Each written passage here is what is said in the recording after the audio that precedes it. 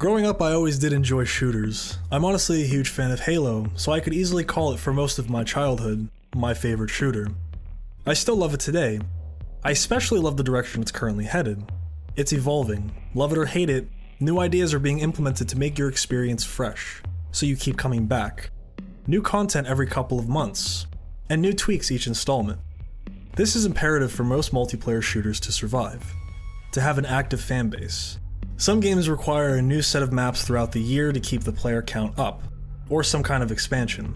Some games are able to do less, depends on what type of multiplayer game it is. Overwatch is able to release one new character so far in between each other, and a random map added here and there. Yet the community stays strong, and the players are okay with playing the same game types over and over again. Why? Gameplay. Matches don't differ too much, but each match has a unique moment occur. This keeps you playing to see what clutches the next match for you. But this isn't enough for some people. So on top of that, you get weekly playlists with random assorted game types, in hopes of appealing a much larger fanbase. But a tug-of-war MOBA-like shooter only can go so far for me. Don't get me wrong, Overwatch is a fantastic game, but for me, the gameplay got a bit stale. I still will say it has its unique moments each game, but they're not always unbelievable. And with the few and far between updates with content, I lost interest within months. With Halo, it's generally the same fights and matches, but the new content with maps, etc. keep me coming back. It's unfair that I use Halo since it's so near and dear to my heart, but it's a point I just had to give. But to put it briefly, what I've always wanted was a tactical shooter where 95% of the matches were unique altogether. Rainbow Six Siege does just that. No match is ever the same. The options to tackle each objective is limited to your personal ability. On top of its intense, memorable shootouts, it has a good schedule of updates on new content. Roughly every couple of months, 2 new characters are added to the roster, as well as a new map. The maps were nothing exciting really, but the added operators more times than not change the meta in some kind of way. Each character added puts a new way to engage a situation right into your hands. This makes multiplayer the backbone, and really its only point. Sure, you have the glued-on terrorist hunt co-op mode, and the dull and wasted potential known as situations, but people come to Siege for the unforgettable, stress-inducing multiplayer. Time expires in 10 seconds. 5 seconds left.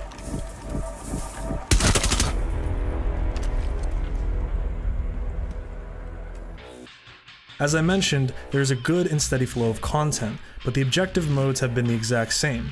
You have the options of securing 2 bombs, a biohazard container, or to rescue a hostage. So you have 3 modes you play each and every time, and because of your wide range of options, these game modes are all that are needed. For example, you're playing a game of hostage on the attack team.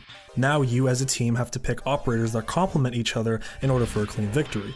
If a player goes as Thermite, an operator who can blow up holes in reinforced walls, another teammate would go maybe Thatcher to make Thermite's job so much easier. Thatcher uses EMP grenades to disable any type of device that can jam the remote signal of Thermite's brimstone wall explosive.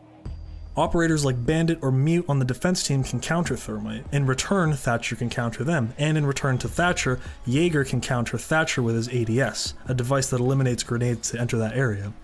Maybe I'll play as Rook and put down some armor plates for my teammates, or play as Doc and give my allies a good health boost and revive them from a distance. Each attack operator can complement a fellow attacker and counter a defender. Every defender has a way to stop each attacker. This creates an incredibly unique experience every single time you play the game.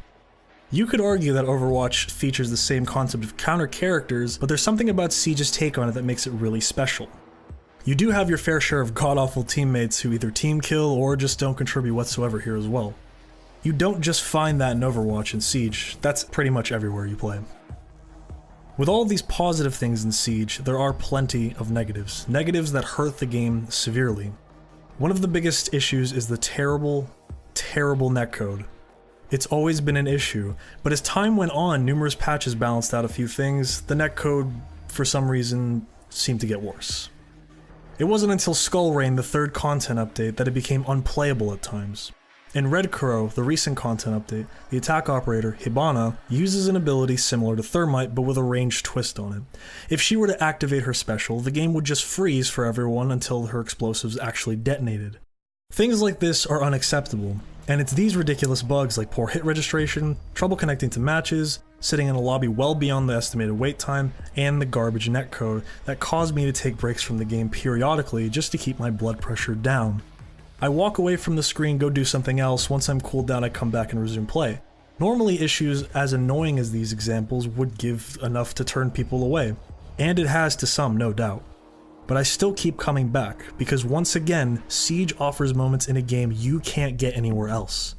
With all of that, I still believe Rainbow Six Siege is one of, if not the best multiplayer shooter you will ever play. This is a personal belief, but it is difficult to say with pure conviction due to the problems causing it to kill itself slowly.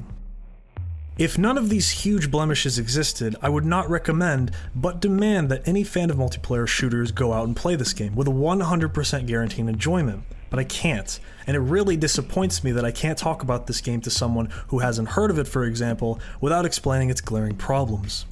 Every game has bugs, but things like netcode really need to at least work a good percentage of the time. Unfortunately, this is not the case. Rainbow Six Siege has the ability to stick around in favor for a very long time. At the time of writing this, year 2 for Siege has begun, and soon the new wave of operators and additional content will be here. But if these issues mentioned all throughout the video aren't fixed, I fear the worst for the future of a game that could be the best shooter you have ever played. Op 4